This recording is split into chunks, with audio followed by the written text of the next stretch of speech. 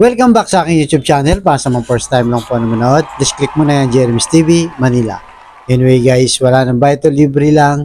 Tulong mo na lang din sa kapwa mo. Alright, thank you very much po. So topic natin yung for today's reflection. Madalas tayong nag-aaway, di ba? Sa ating mga kapatid, asawa, nobya, mga kaibigan. Di ba? So, normal lang yan bilang isang tao na nangyayari sa atin yan.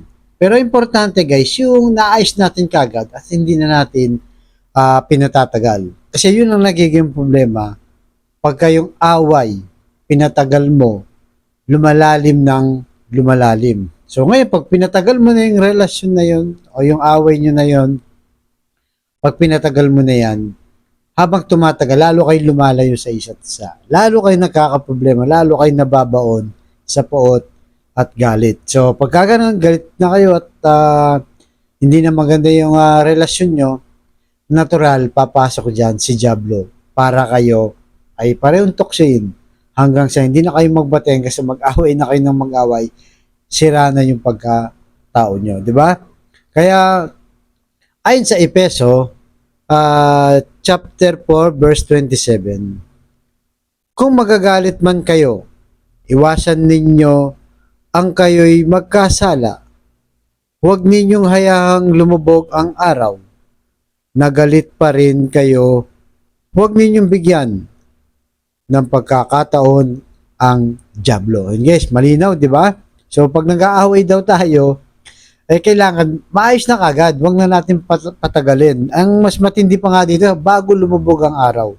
So, kung susundin natin yon, talagang very effective yun. Dahil pag pinalipas mo nga naman ng isang araw, 2 araw, 1 linggo, di ba, 1 buwan, minsan taon pa, hindi nag-uusap, di ba, yung parents, yung anak o yung tatay, sa mag-asawa, ganun din.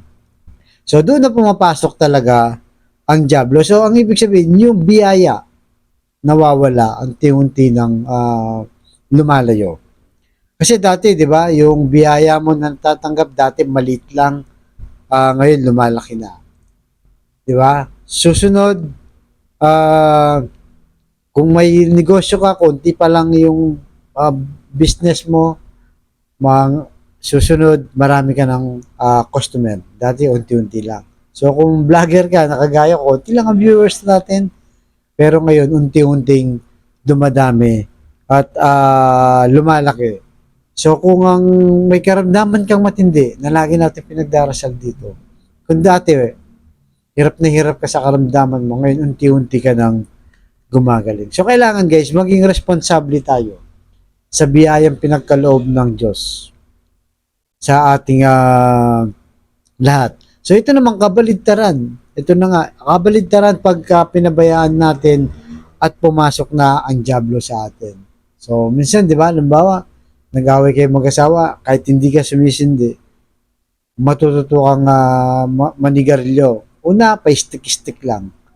Tapos susunod, isang kahan na, isang karton na, di ba? Hanggang sa bisyo mo na yan. O kaya naman sa sugal, nakikibakas ka lang. Nang pataya-taya ng konti, barya-barya lang. Tapos susunod, ikaw na yung bangka o sugarol ka na. Ganon din sa pinagbabawal ng gamot, di ba? Konti-konti lang. Tapos susunod, pusher ka na pala, nagiging addict ka na pala. So, yun ang sinasabi natin na pag pumasok na si Diablo, unti-unti nang sisirain ang buhay natin, wawasakin ng relasyon natin sa ating mga pamilya. Di ba? So, parang si Eva at si Adan. Kung alam ba nila na gano'n ang mangyayari hanggang sa panahon natin ito, sa tingin nyo guys, papatokso ba sila sa Diablo? Hindi. 'Di ba? Pero nagkaroon ng opening ang Diablo na paniwala si Eva Tadan. Yun na nga, pumasok na sa ating mga tao ang kasalanan. Kaya yan po lagi nating tandaan yung sinasabi ni San Pablo na iwasan ninyo ang magkasala at bago lumubog ang araw ay dapat nagkabati na kayo. No, naayos nyo na ang problema nyo para hindi na papasok itong si Diablo. So yan po ang hingin natin sa ating dasal na sanay. Maging matatag tayo at malagpasan yung mga pagsubok at mawala na yung galit at pot sa ating kalooban. Kaya sa kapatid natin ngayon, nanonood ka sa aking vlog na may matindi kang karamdaman, problema sa relasyon, problema sa pamilya, problema sa financial, sabayan mo ko sa napakasimpleng dasal. Kung ikay maniwala at magtiwala sa ating Panginoong Yesus, ay tsak yun ay yung matatanggap ano man ang yung kahilingan sa pangalan ng ating Panginoong Yesus. So tayo po yung manalangin. Lord, bless niyo po ang kapatid namin yung nanonood sa aking vlog na may matinding karamdaman, stage 4 cancer na, may taning na sa buhay, bedridden na Lord, matagal na sa ospital at sa bayat, ilang taon na.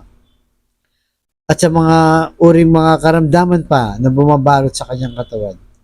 Ipuhin niyo po Lord ng inyong mapagpagaling ng kamay. Haplusin niyo po, tanggalin niyo po Lord para sa kanyang pamilya. Ganon din po sa relasyong nagkawatak-watak, nagkasira-sira dahil sa hindi pagkakaunawaan. Ibalik niyo po ang dating samahan pagbigis-bigisin niyo po muli. Ganon din po sa financial Lord na kailangan naming lahat.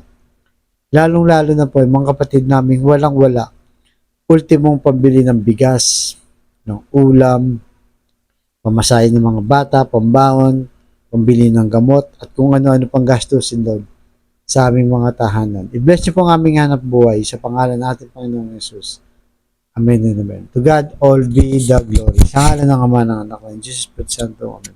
Thank you very much po.